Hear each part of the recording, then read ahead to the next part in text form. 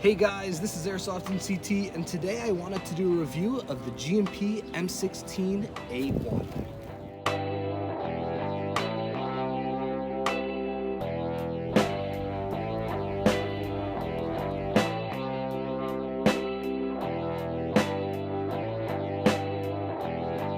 G&P produces one of the highest quality Airsoft M16a1s on the market. Well, they used to.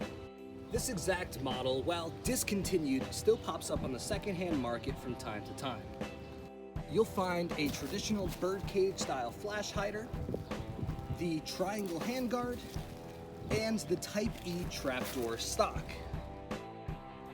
You'll also see your typical A1 pistol grip and paddled forward assist. But what makes this version so special? Well, there's a few things that G&P did that sets this apart from other M16a1 Airsoft replicas.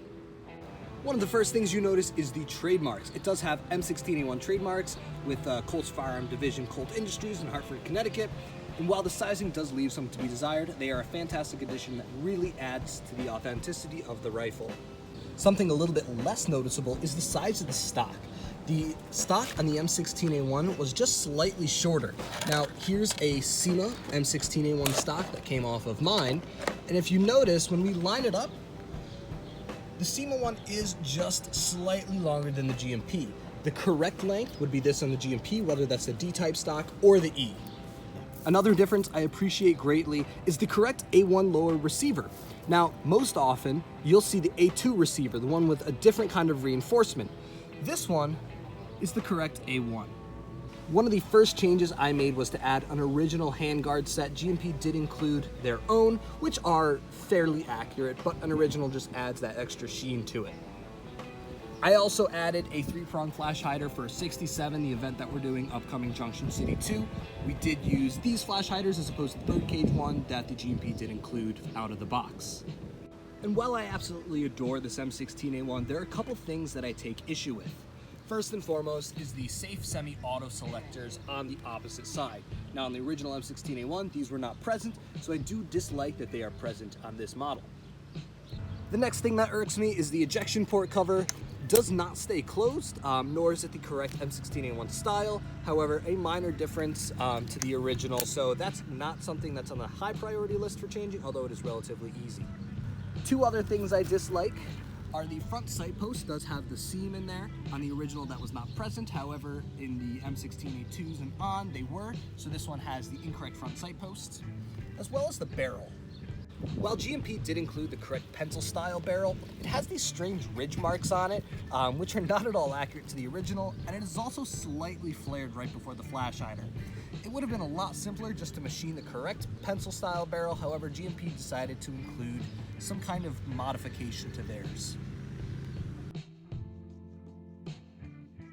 Now we're going to move on to the shooting portion, probably something you all have been waiting for. I'm popping in my Shorty 20 round mag. This is the one included with the G&P gun. However, it does have Elite Force .28 biodegradable BBs, and I'm using a 7.4 LiPo that has a 20 to 40 seat discharge rate. So let's just check out the rate of fire. Semi-automatic. Pretty decent trigger response, nothing to write home about, but it does have the G&P M120 motor in it. So let's hear this thing rip in full auto, which is pretty darn solid. Time for some range and accuracy.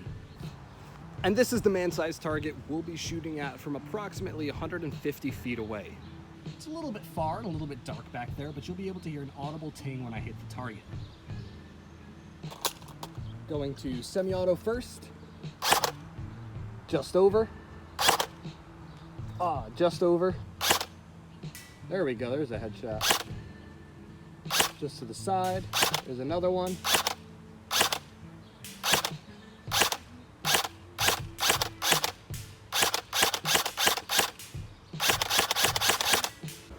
Now for some full auto.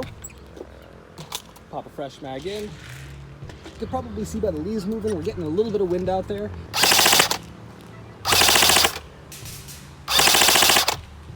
There's no problem reaching the target. I think it's all about the wind and the accuracy at farther range.